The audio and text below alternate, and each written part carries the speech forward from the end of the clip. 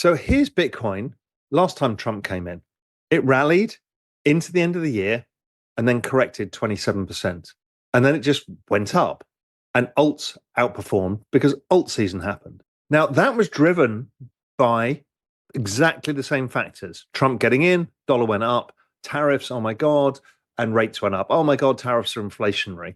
What happened as soon as Trump got in is he said, we don't want a strong dollar, and rightly so. I think they'll say that again.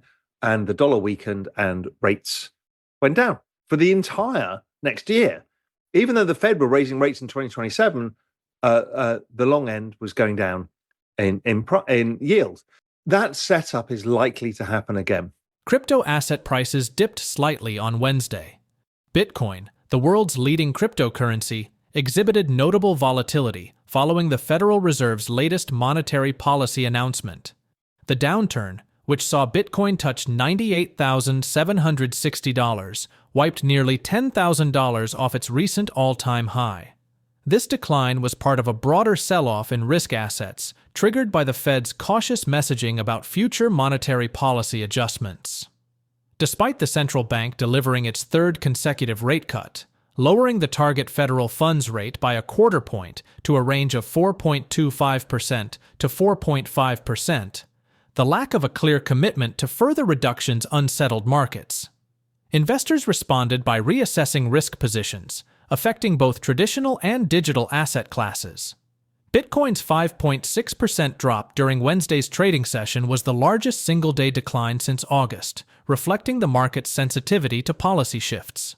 Although Bitcoin temporarily dipped below $100,000 again today, it has since modestly rebounded, trading at $102,415 on CoinMarketCap as of press time. This recovery suggests that while market participants are recalibrating to align with the Fed's guidance, Bitcoin's strong psychological support around $100,000 remains a key level for traders and investors. In the latest episode of his monthly Drinks with Raoul podcast, Real Vision founder and CEO Raoul Pal discusses the importance of keeping a level head in such moments, which he describes as part and parcel of every crypto bull market. Despite recent price declines, Pal remains super bullish on crypto asset prices in 2025 and beyond. Pal, who has always maintained that this cycle has more in common with the 2016 and 2017 cycle, points out that crypto asset prices initially dipped after Trump's inauguration in 2017 before picking up sharply. Pal expects a repeat performance during the former president's next tenure. He warns investors to be as prepared for the 30% price declines as they are for the massive price increases.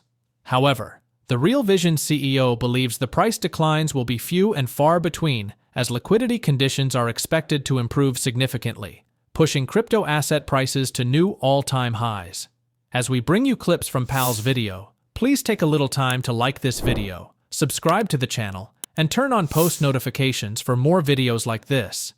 Everything you do helps with the YouTube algorithm and immensely contributes to the channel's growth. Thanks, and enjoy the video. What we're seeing is the market kind of recalibrating, like, oh, they're never going to cut rates again. We know if you're armed with the everything code, you're going to have to, because if not, you'll lose control of the bond market, in which case you have to use yield curve control, which is the same as more cowbell, which is more stimulus. So we know that they're going to bring it down.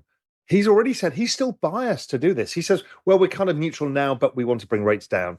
And the dot plots say they want to bring rates down, but they've raised the bar a little bit for this. So that means any weaker data gives them the opportunity to get rates down.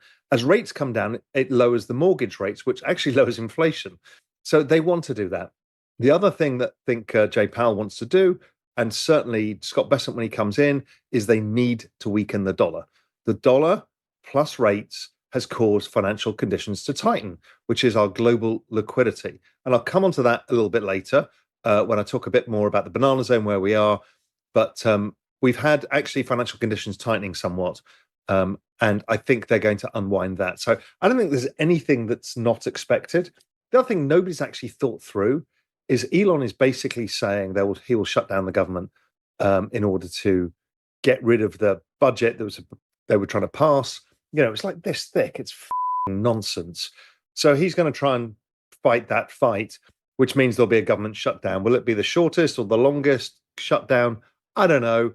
But Auntie Janet has 775 billion in her bank account to spend, which is a net injection of liquidity from the Treasury General account.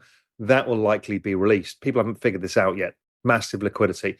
Jay also said that he's going to cut the reverse repo a little bit further than expected.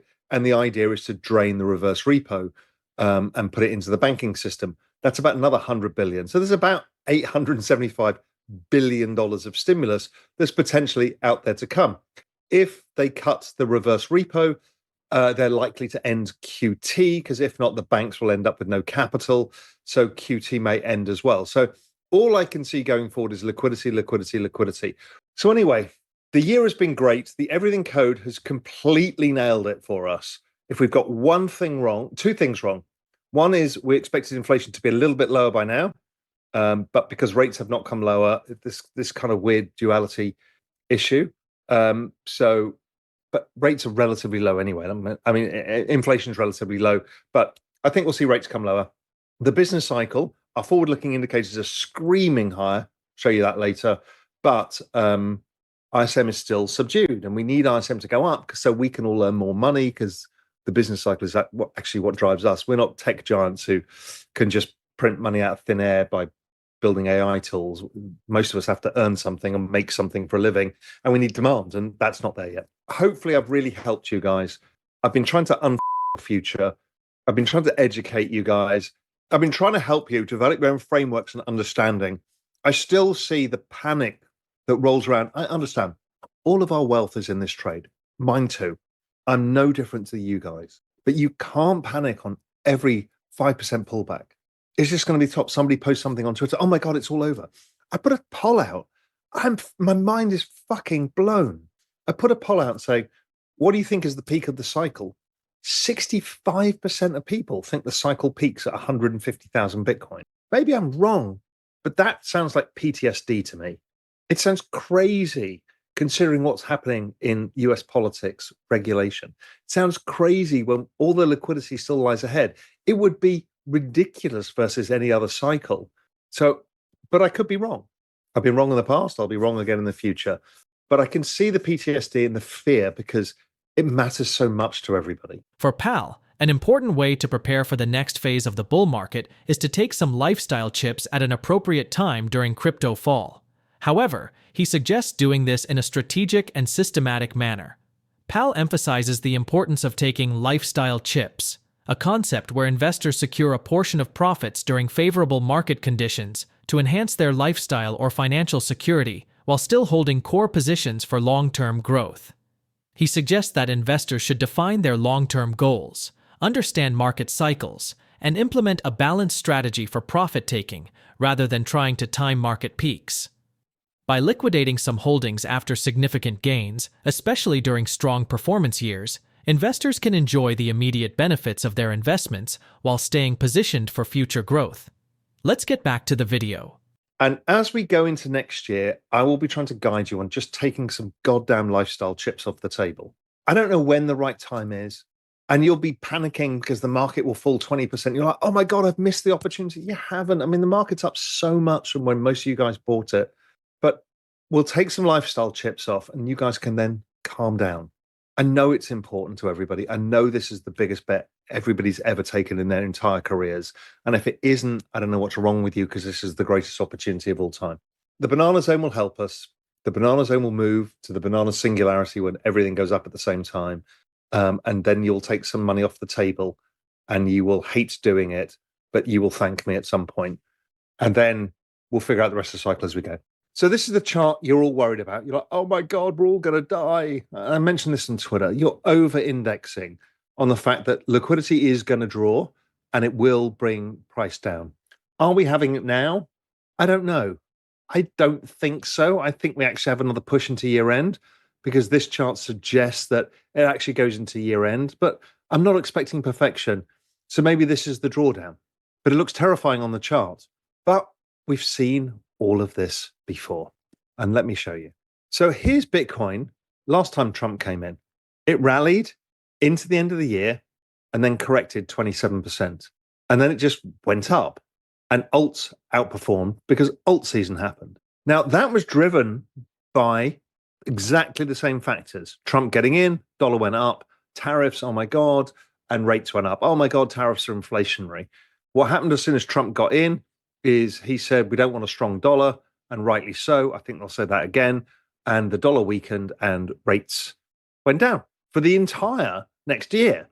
Even though the Fed were raising rates in 2027, the long end was going down in yield.